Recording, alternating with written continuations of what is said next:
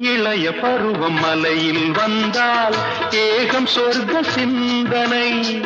இதழை வருடும் பனியின் காற்று கம்பன் செய்த வர்ணனை. ஓடை தரும் வாடை காற்று வானுலகை காட்டுது. உள்ளே வரும் வெள்ளம் ஒன்று எங்கோ என்னை கூட்டுது. மறவேன் மறவேன் அற்புத காட்சி செந்தாழம் பூவில் வந்தாடும் தென்றல் என் மீது மோதுதம்மா. உவாசம் மேடை போடுதம்மா, பெண் போலே ஜாடை பேசுதம்மா. அம்மம்மா